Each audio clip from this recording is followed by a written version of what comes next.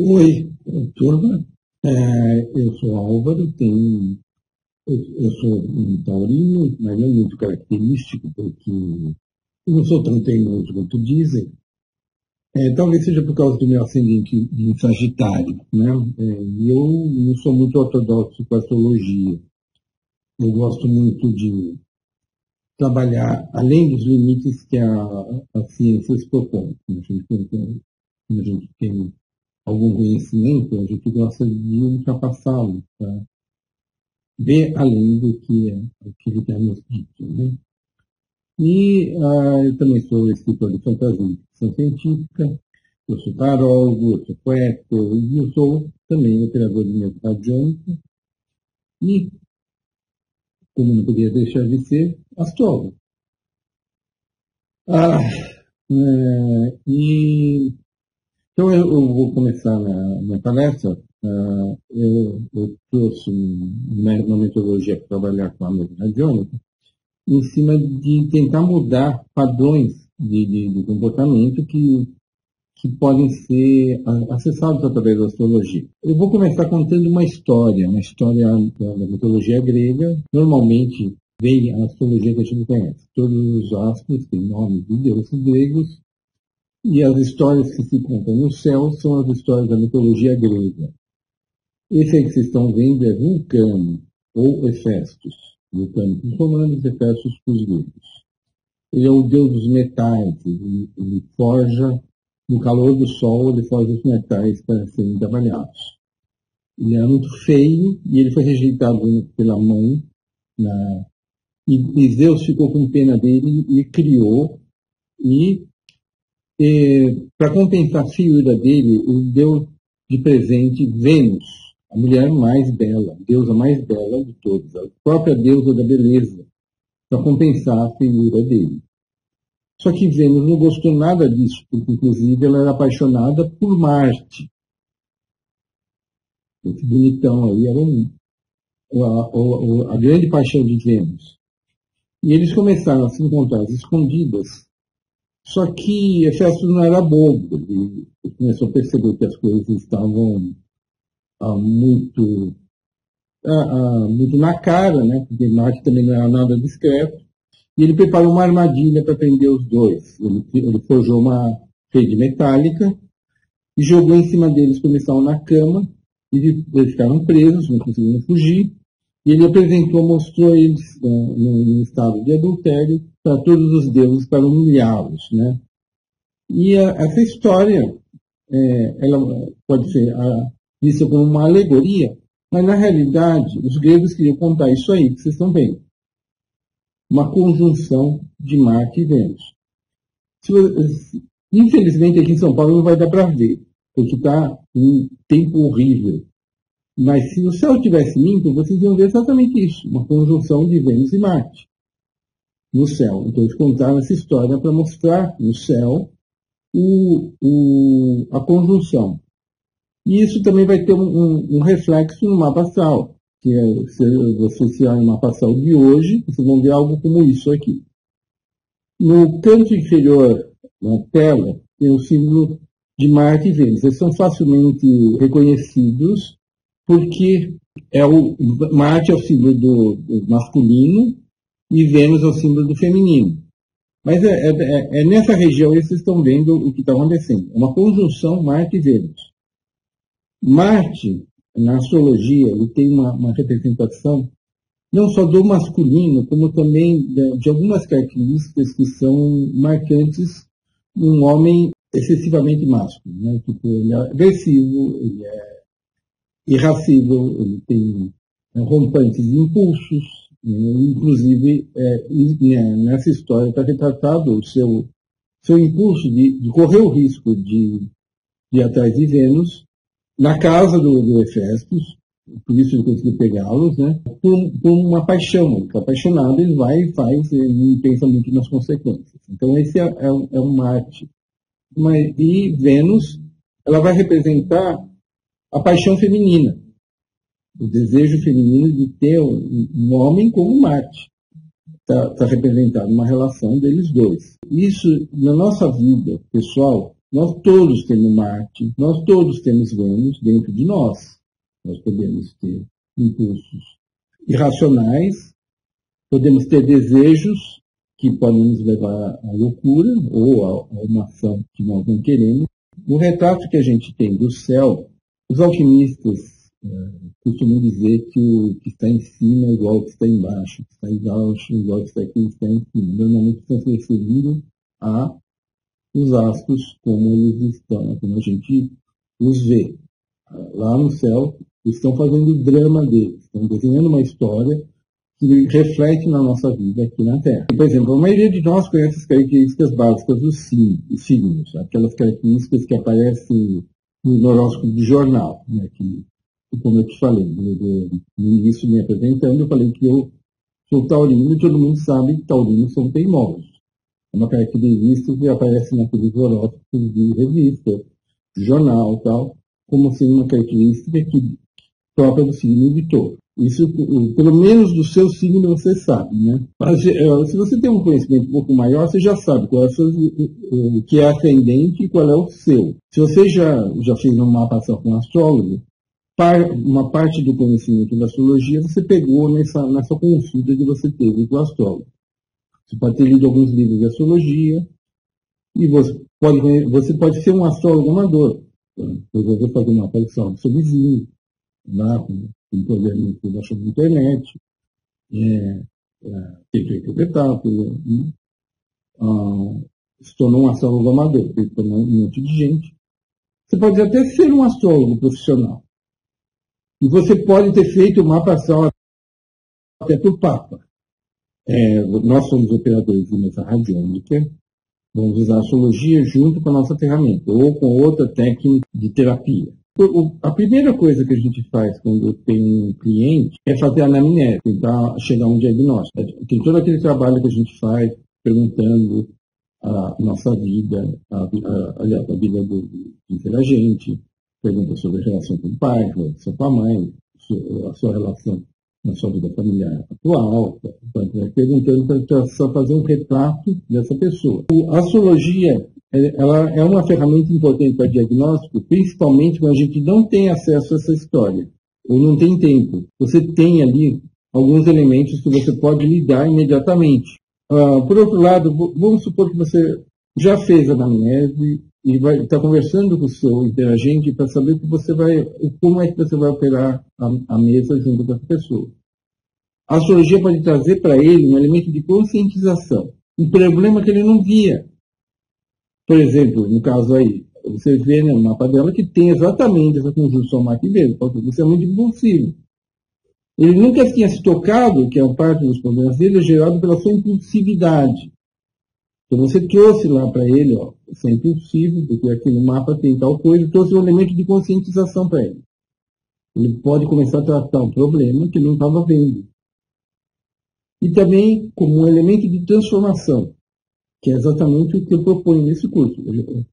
Eu estou vendo no meu mapa o que eu tenho que mudar na minha vida. A astrologia não é uma coisa mecânica, que é um relógio com engrenagens que funcionam sempre do mesmo jeito. E não há o que eu possa fazer. Aquele relógio vai funcionar sempre do mesmo jeito. Não é assim.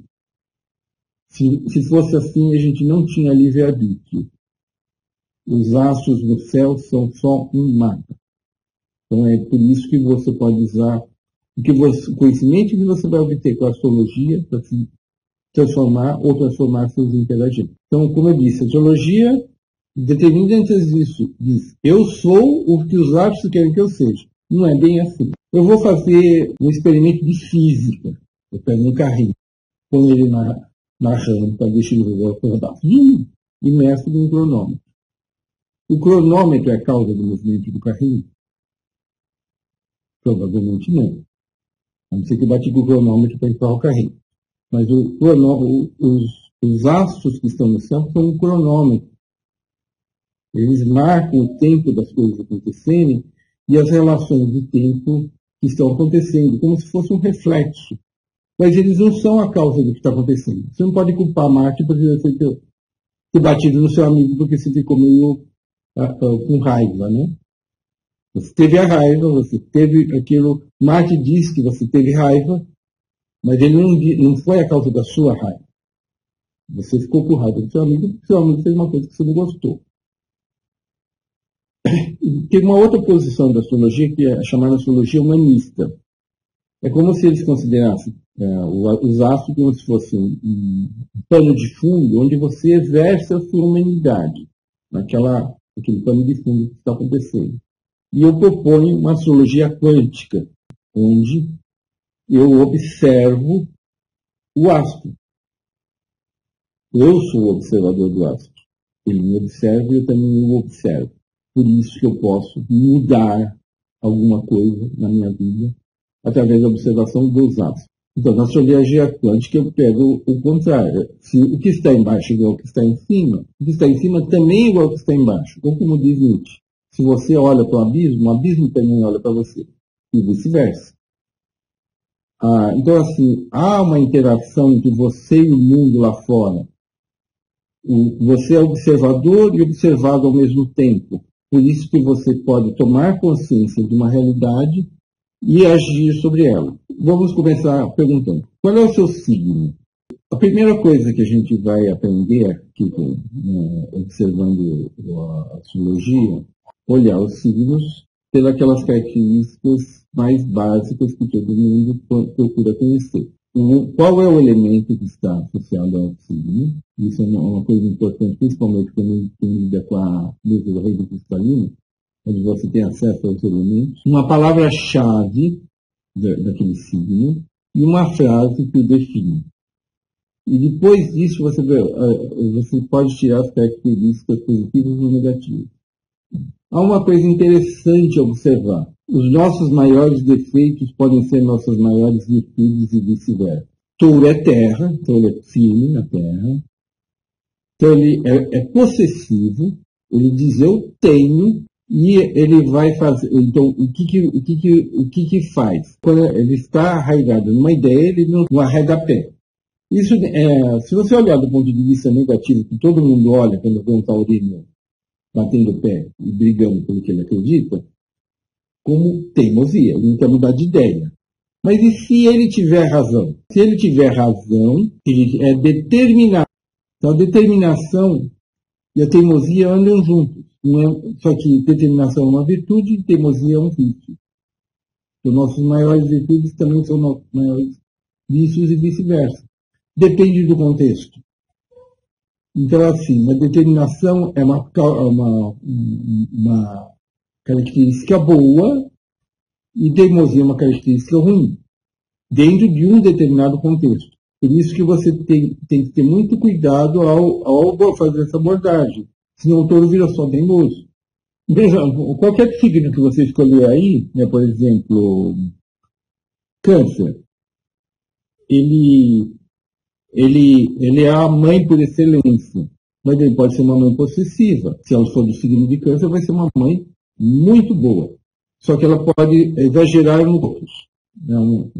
Tudo tem só dizer assim, olha, não aguento mais, eu choro por qualquer coisinha. Então, essa característica se tornou negativa para ela. Ela assim, sente que aquilo já não serve mais para ela, ela quer mudar aquilo. Essa característica está sendo ruim para ela. Então, é isso que ela quer mudar.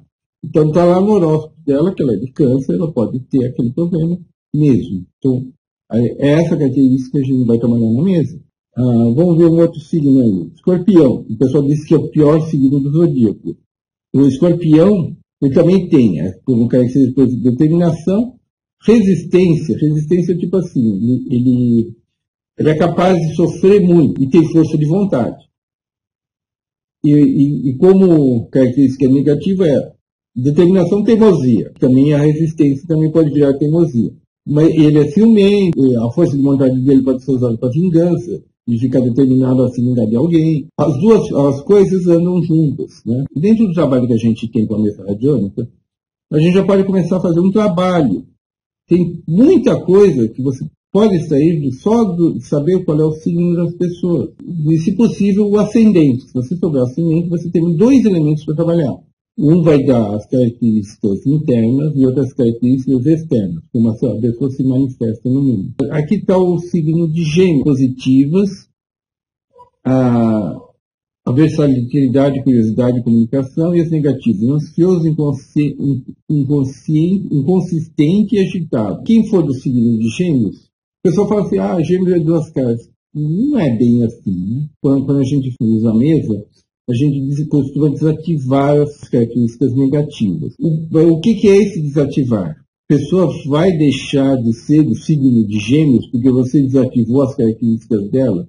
Não, ela vai continuar sendo do signo de Gêmeos.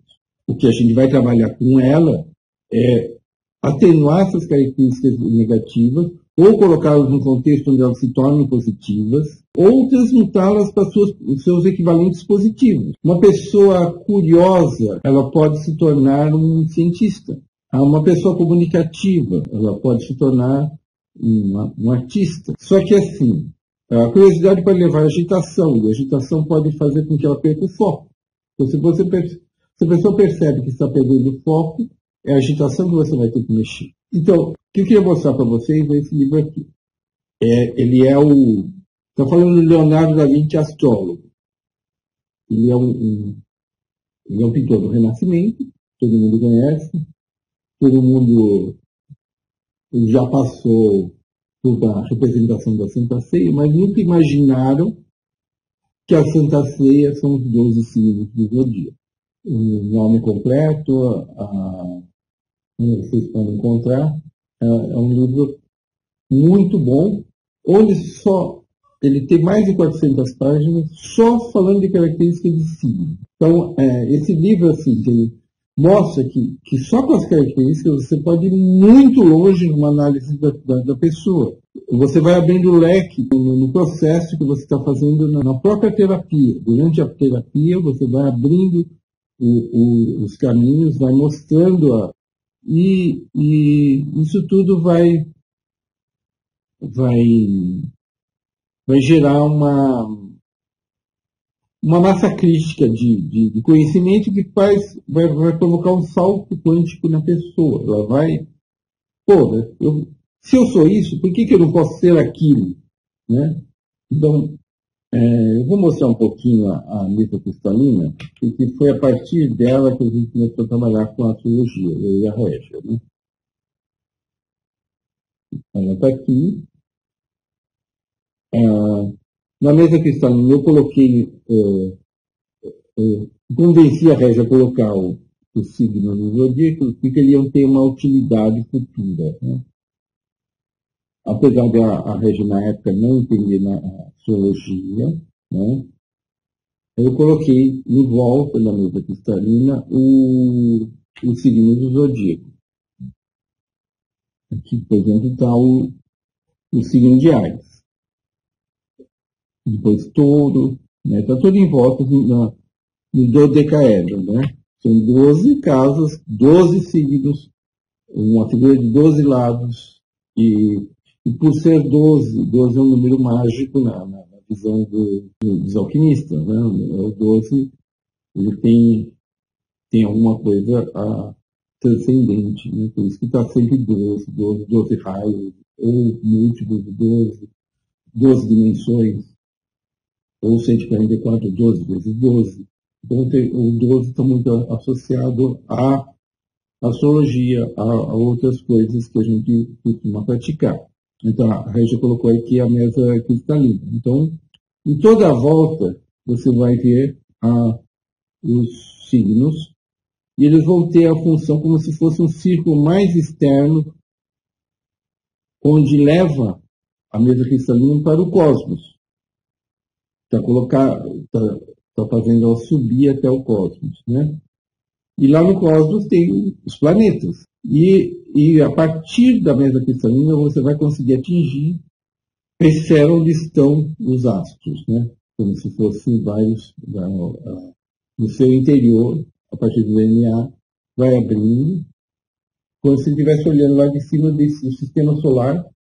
No sistema solar está os astros que são vistos pela astrologia. E na mesa radiônica, a astrologia vai entrar aqui.